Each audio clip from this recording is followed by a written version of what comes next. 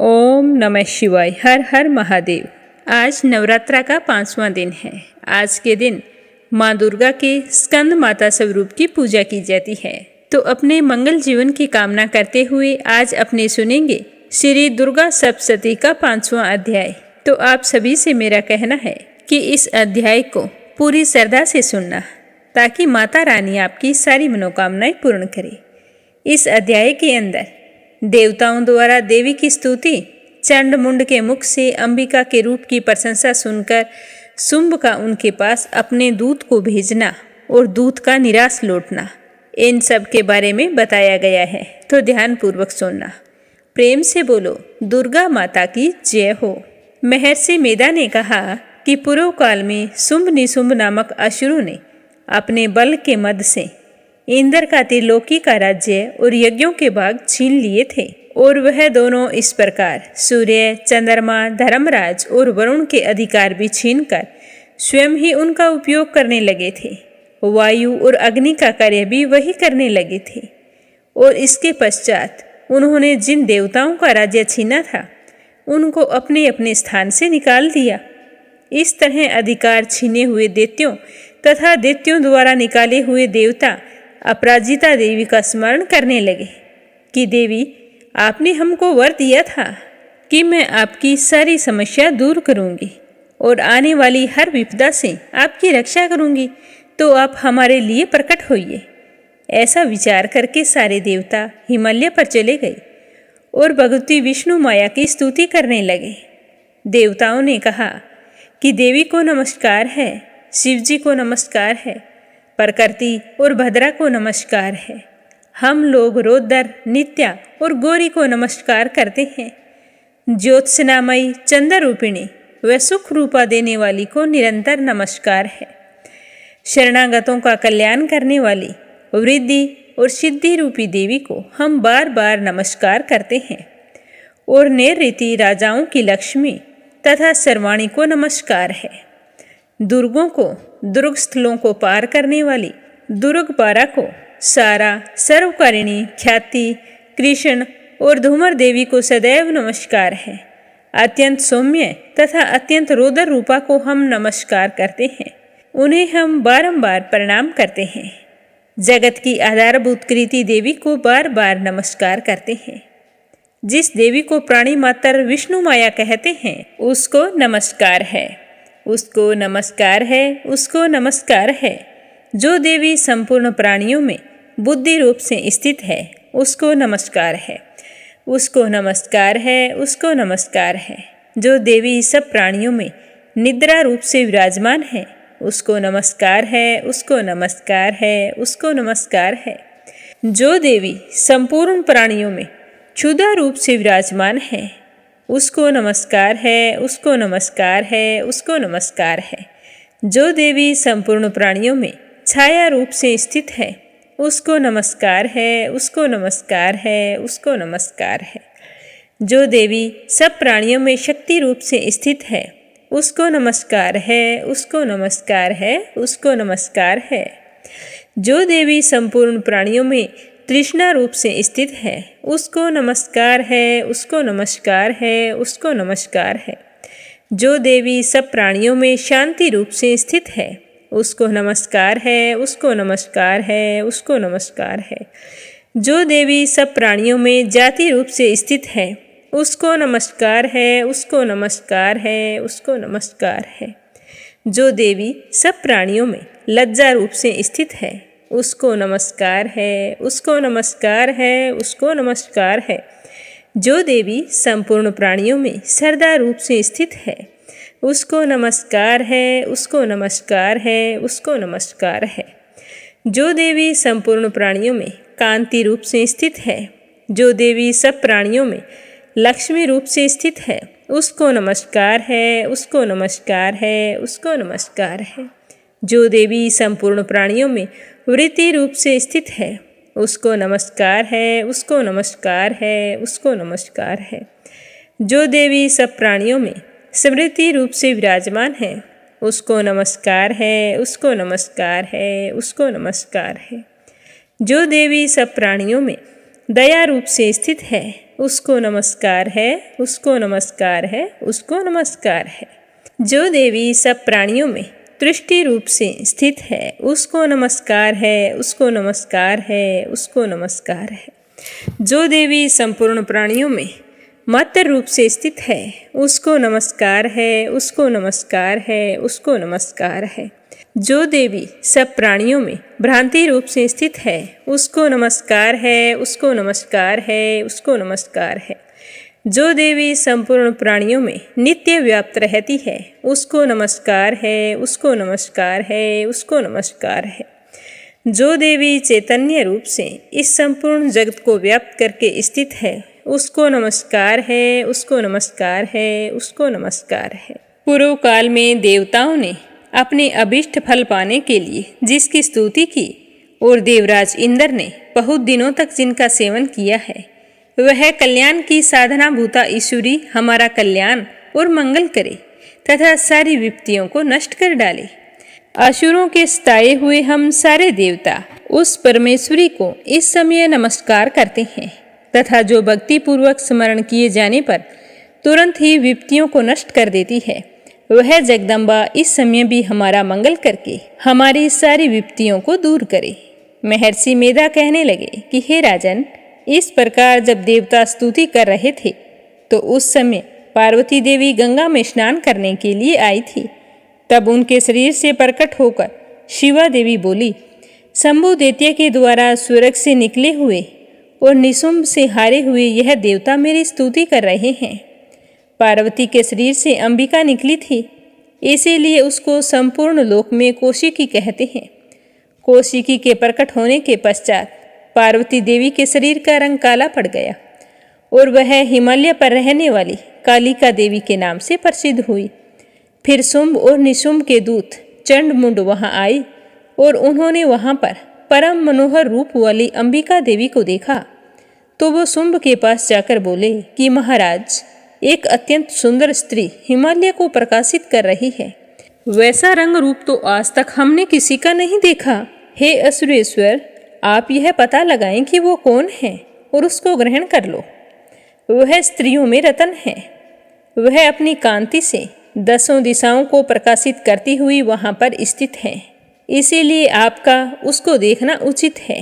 हे प्रभु, 3 लोकों के हाथी, घोड़े, मणि इत्यादि जितने भी रतन हैं, वह इस समय आपके घर में शोभायमान है। हाथियों में रतन रूप ऐरावत हाथी, उत्सरेवा नामक घोड़ा आप इंद्र से ले आए हैं। हंसों से जुता हुआ विमान जो कि ब्रह्मा जी के पास था, आज आपके पास है। और यह महापद नाम खजाना आपने कुबेर से छीना है। समुद्र ने आपको सदा खिले हुए फूलों की किंजलकेनी नामक माला दी है। वरुण का कंचन की वर्षा करने वाला छत्तर आपके पास है। रथों में श्रेष्ठ प्रजापति का रथ भी आपके पास ही है। हे दैत्येंद्र, मृत्यु से उत्क्रांतिका नामक शक्ति भी आपने छीन ली है और वरुण का पास भी आपके भ्राता निशुंभ के अधिकार में है। और जो अग्नि में ना जल सके ऐसे 2 वस्त्र भी आपको अग्निदेव ने ही दिए हैं। हे दैत्यराज, इस प्रकार सारी रतन रूपी वस्तुएं आप संग्रह कर चुके हैं, तो फिर आप यह कल्याणकारी स्त्रियों में रतन रूप अनुपम स्त्री को क्यों नहीं ग्रहण करते हैं? महर्षि मेधा बोले कि चंड-मुंड का यह वचन सुनकर शंभु ने विचार किया कि सुग्रीव को अपना दूत बनाकर उस देवी के पास भेजा जाए और साथ में मेरा प्रस्ताव भी उसके सामने रख देगा। सर्वप्रथम सुग्रीव को सब कुछ समझा दिया और कहा कि तुम वहां जाकर उस औरत को अच्छी तरह से समझाना और उपाय ऐसा करना कि वो प्रसन्न होकर तुरंत मेरे पास चली आए।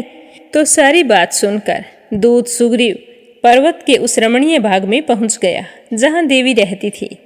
दूत ने कहा कि हे देवी, दैत्यों का राजा शुंभ जो इस समय 3 लोकों का स्वामी है, मैं उसका दूत हूँ और तुम्हारे पास आया हूँ।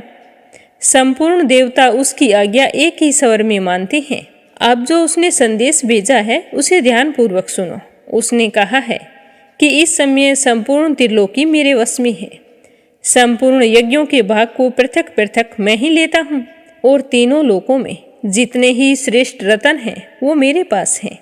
देवराज इंद्र का वाहन ऐरावत हाथी मेरे पास है जो मैंने छीन लिया है उत्सरेवा नामक घोड़ा जो क्षीर सागर मंथन करने से प्रकट हुआ था, उसे भी देवताओं ने मुझे समर्पित किया है।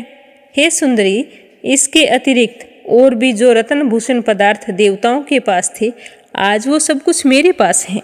हे देवी, मैं तुम्हें संसार की स्त्रियों में रत्न मानता हूँ और रत्नों का उपभोग करने वाला मैं ही हूँ। हे चंचल कटाओं वाली सुंदरी, अब यह मैं तुझ पर छोड़ता हूँ कि तू मेरे या मेरे भाई महापराक्रमी निशुंभ की सेवा में आ जाए। यदि तुम मुझे वरेगी तो तुझे अतुल महान ऐश्वर्य की प्राप्ति होगी। अतः तुम अपनी बुद्धि से यह विचार करके मेरे पास चली आओ।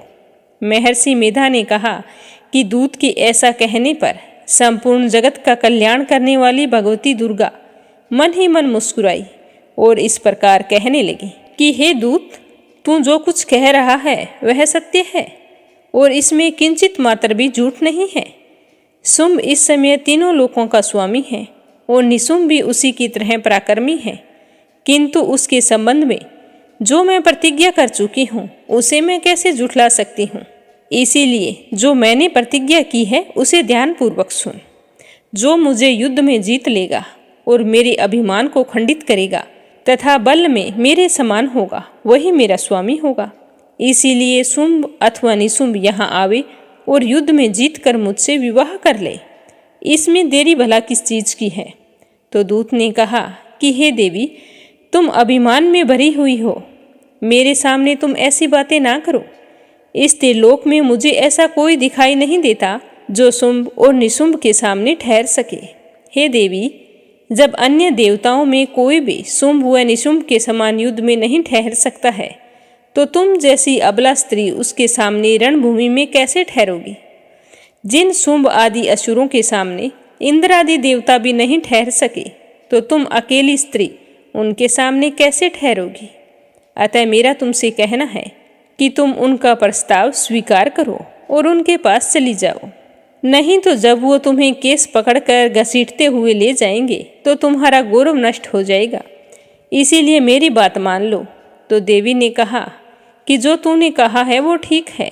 शुंभ और निशुंभ बड़े ही बलवान हैं, लेकिन मैं क्या कर सकती हूँ, क्योंकि मैं बिना विचारे प्रतिज्ञा कर चुकी हूँ। इसीलिए तुम जाओ और जो कुछ भी मैंने कहा है वह सब आदरपूर्वक शुंभ निशुंभ से कह दो। इसके बाद में उन्हें जो उचित लगेगा वो कर सकते हैं। तो देवी की बात सुनकर शुंभ का दूत वापिस लौट आया। तो इस तरह 5वां अध्याय समाप्त हुआ। इससे आगे की कथा अब हम अगले भाग में सुनेंगे। अब अपने सुनते हैं नवरात्रा व्रत कथा। एक समय की बात है, गुरु बृहस्पति देव पितामह ब्रह्मा जी से बोले कि हे ब्रह्मांड श्रेष्ठ, चैत्र व अश्विनी मास के शुक्ल पक्ष में नवरात्रा का व्रत और उत्सव क्यों मनाया जाता है? इस व्रत का क्या फल है? इसे किस प्रकार से करना चाहिए? पहले के समय में इस व्रत को किसने किया है, मुझे विस्तार पूर्वक बताइए। गुरु बृहस्पति का ऐसा प्रश्न सुनकर पितामह ब्रह्मा जी ने कहा कि हे बृहस्पति, प्राणियों के हित की इच्छा से तुमने बहुत ही अच्छा प्रश्न किया है। जो मनुष्य मनोरथ पूर्ण करने वाली दुर्गा, महादेव, सूर्य और नारायण का ध्यान करते हैं वे मनुष्य धन्य हैं। यह नवरात्रा व्रत संपूर्ण कामनाओं को पूर्ण करने वाला है। इसके करने से पुत्र की कामना करने वाले को पुत्र, धन की लालसा रखने वाले को धन, विद्या की चाहना करने वाले को विद्या और सुख की इच्छा करने वाले को सुख मिलता है। इस व्रत को करने से रोगी मनुष्य का रोग दूर हो जाता है। मनुष्य की संपूर्ण विपत्तियां दूर होकर घर में सुख समृद्धि का वास होता है। बांझ को पुत्र की प्राप्ति होती है। समस्त पापों से छुटकारा मिल जाता है। मन का मनोरथ सिद्ध हो जाता है। जो मनुष्य नवरात्रा व्रत को नहीं करता है वह अनेक दुखों को भोगता है और अनेक कष्ट व रोगों से पीड़ित रहता है। अंगहीनता को प्राप्त होता है। उसकी संतान नहीं होती। वह धन धान्य से रहित होता है। भूख और प्यास से व्याकुल हुआ घूमता फिरता है तथा संज्ञाहीन हो जाता है। जो सुहागिन महिला इस व्रत को नहीं करती है वह पति सुख से वंचित होकर नाना प्रकार के दुखों को भोगती है। यदि व्रत करने वाला मनुष्य सारे दिन का उपवास ना भी कर सके तो एक समय भोजन करे। 10 दिन बांधुओं सहित नवरात्रा की व्रत कथा अवश्य सुने। हे बृहस्पति, जिसने पहले के समय में इस महाव्रत को किया था, वह कथा मैं आज तुम्हें सुनाता हूँ, तुम ध्यानपूर्वक सुनना। इस प्रकार पितामह ब्रह्मा जी का वचन सुनकर गुरु बृहस्पति जी बोले कि हे ब्राह्मण मनुष्यों का कल्याण करने वाले, इस व्रत के इतिहास को मेरे लिए तुम कहो, मैं बहुत ही ध्यान लगाकर सुनूंगा। आज मैं आपकी शरण में आया हूँ, आप मुझ पर कृपा करो। तो पितामह ब्रह्मा जी कहने लगे कि प्राचीन काल में मनोहर नगर में पीठत नाम का एक अनाथ ब्राह्मण रहता था। वह भगवती दुर्गा का भगत था। उसके संपूर्ण सद्गुणों से युक्त सुमति नाम की एक कन्या थी। वह कन्या बहुत ही सुंदर थी। वह अपने पिता के घर में बाल्यकाल में अपनी सहेलियों के साथ क्रीड़ा करती हुई इस प्रकार बढ़ने लगी जैसे शुक्ल पक्ष में चंद्रमा की कलाई बढ़ती है। उसका पिताजी प्रतिदिन जब दुर्गा माँ की पूजा करके हवन करता था तो वह लड़की अपने पिताजी के साथ वहाँ पर रोजाना उपस्थित रहती थी। तो एक दिन सुमति अपनी सखियों के साथ खेल रही थी और खेल खेल में उसे भगवती के पूजन का ध्यान नहीं आया, तो वह पूजा में आना भूल गई। तो उसका पिताजी अपनी पुत्री को ना आया देखकर बहुत ही क्रोधित हुआ और अपनी पुत्री से कहने लगा कि अरे दुष्ट पुत्री, आज तूने भगवती का पूजन नहीं किया, मैं तुमसे बहुत ही नाराज हूँ। मैं किसी कुष्ठ या रोगी दरिद्र मनुष्य के साथ तेरा विवाह करूँगा। तो पिता का ऐसा वचन सुनकर सुमति को बड़ा ही दुख हुआ। वह अपने पिताजी से कहने लगी कि हे पिताजी, मैं तो आपकी कन्या हूँ, सब तरह से आपके अधीन हूँ। जैसी आपकी इच्छा हो आप वैसा ही कीजिए। राजा से, कुष्ठी से, दरिद्र से अथवा जिसके साथ तुम्हारा मन हो उसके साथ मेरा विवाह कर दीजिए, पर होगा वही जो मेरे भाग्य में लिखा है।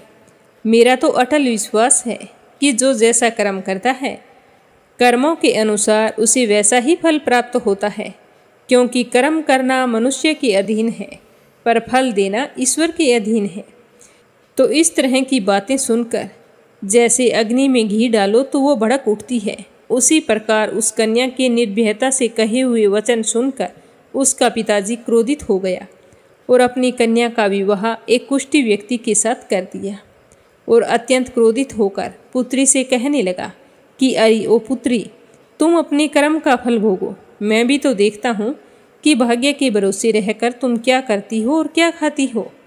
तो पिताजी के ऐसे कटु वचनों को सुनकर सुमति मन में विचार करने लगी कि मैं बड़ी दुर्भागिनी हूँ जिसे ऐसा पति मिला है।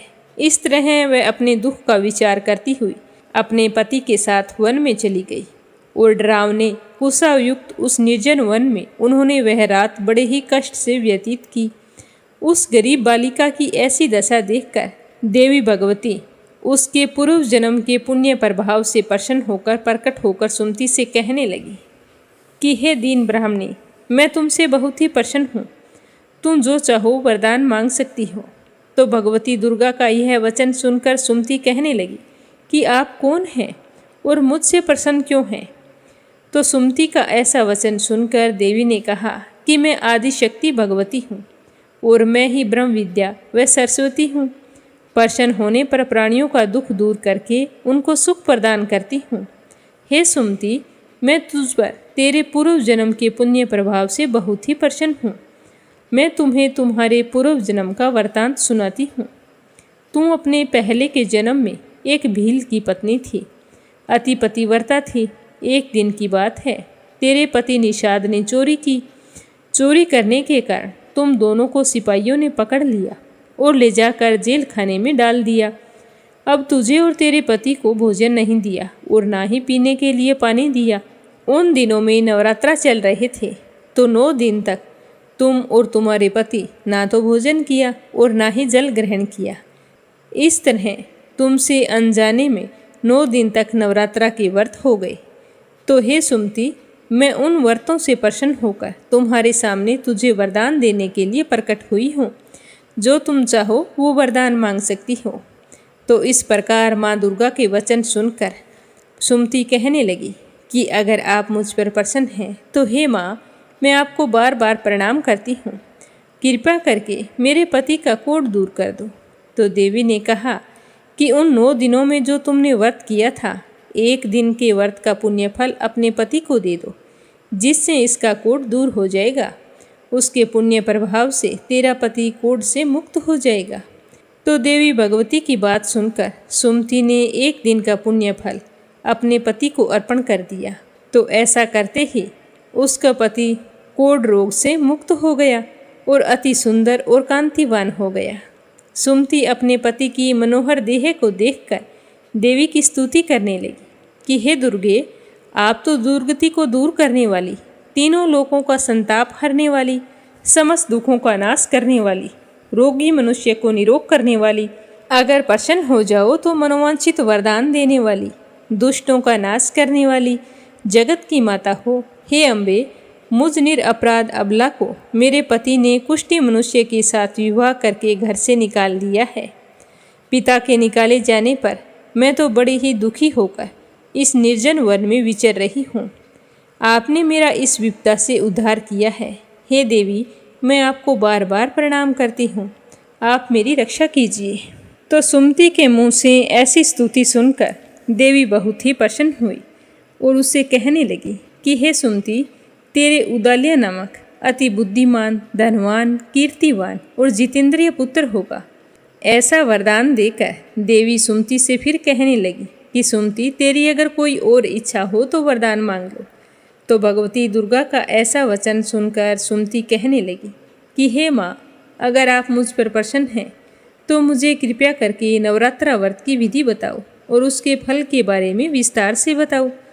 तो इस प्रकार सुमति के वचन सुनकर माँ दुर्गा ने कहा कि हे बेटी, मैं तुम्हें संपूर्ण पापों को दूर करने वाले नवरात्रा व्रत की विधि बतलाती हूँ, जिसको सुनने से मोक्ष की प्राप्ति होगी। अश्विनी मास के शुक्ल पक्ष की प्रतिपदा तिथि से लेकर 9 दिन तक विधि पूर्वक व्रत करना। यदि दिन भर व्रत ना कर सकें तो एक समय भोजन करना। विद्वान ब्राह्मणों से पूछकर घट स्थापना करना और वाटिका बनाकर प्रतिदिन उसे जल से सींचना। महाकाली, महालक्ष्मी, महासरस्वती देवी की मूर्तियां स्थापित करके उनकी नित्य विधि सहित पूजा करना और पुष्पों से विधि पूर्वक अर्घ्य देना। बिंजोरा के फल की अर्घ्य देने से रूप की प्राप्ति होती है। जायफल से अर्घ्य देने से कीर्ति की प्राप्ति होती है। दाख से अर्घ्य दें तो कार्य सिद्धि की प्राप्ति होती है। आंवले से अर्घ्य देने से सुख की प्राप्ति और केले से अर्घ्य देने से आभूषण की प्राप्ति होती है। इस प्रकार पुष्पों व फलों से अर्घ्य देकर व्रत समाप्त होने पर 9वें दिन यथाविधि हवन करें। खांड, घी, गेहूँ, शहद, जौ, तिल, बेल, नारियल, दाख और कंदब आदि से हवन करें।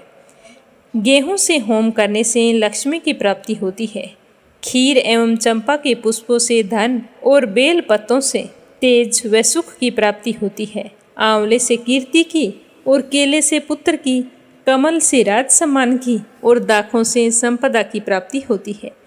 खांड, घी, नारियल, शहद, जौ, तिल तथा फलों से हवन करने से मनोवांछित वस्तु की प्राप्ति होती है। व्रत करने वाला मनुष्य इस विधि विधान से होम करके पंडित को अत्यंत नम्रता के साथ प्रणाम करे और यज्ञ की सिद्धि के लिए उसे दान दक्षिणा दे। इस प्रकार बताई हुई विधि के अनुसार जो व्यक्ति व्रत करता है उसके सारे मनोरथ सिद्ध होते हैं। इसमें तनिक भी संदेह नहीं है। इन 9 दिनों में जो कुछ दान दिया जाता है उसका करोड़ों गुना फल मिलता है। इस नवरात्रा व्रत के करने से अश्वमेघ यज्ञ का फल प्राप्त होता है।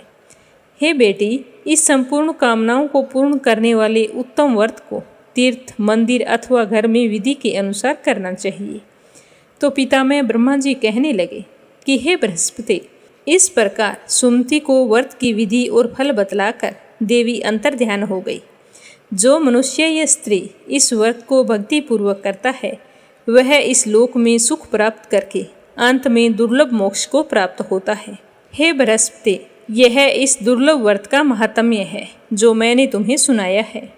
यह सुनकर गुरु बृहस्पति जी आनंद से प्रफुल्लित हो उठे और पितामह ब्रह्मा जी से कहने लगे कि हे ब्राह्मण, आपने मुझ पर अति कृपा की है जो मुझे इस नवरात्र का महात्म्य सुनाया है।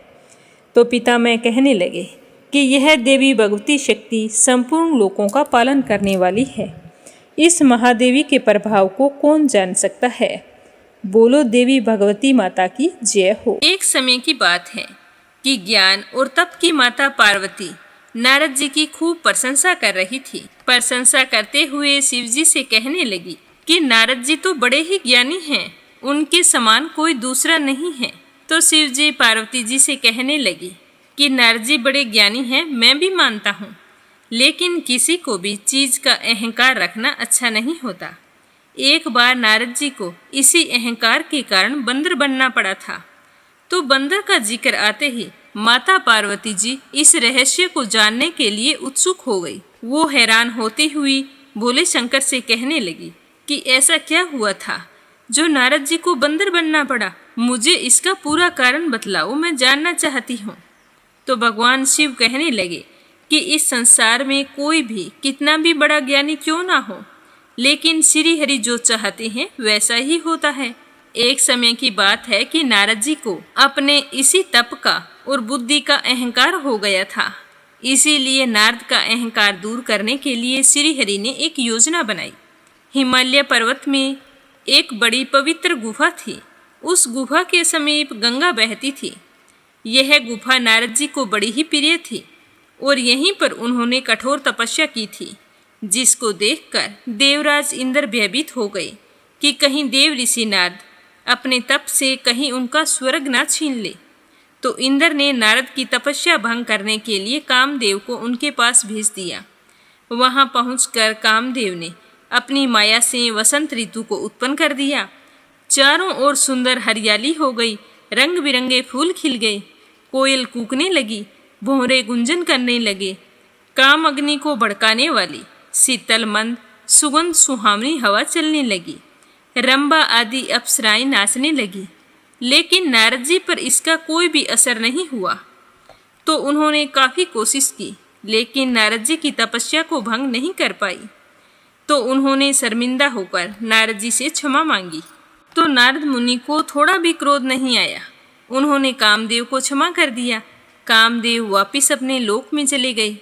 कामदेव के जाने के बाद में नारद मुनि के मन में अहंकार हो गया कि मैंने तो कामदेव को जीत लिया है, और वे वहां से सीधे खड़े होकर मेरे पास चले आए और कामदेव को हराने का सारा हाल मुझे कह सुनाया। तो मैं तो समझ गया था कि नारद जी को अहंकार हो गया है।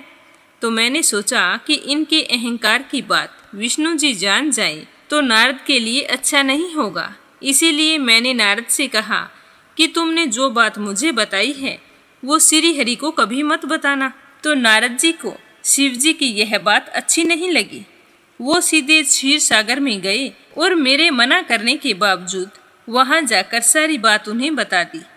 तो भगवान विष्णु समझ गए कि आज तो नारद के मन में अहंकार आ गया है।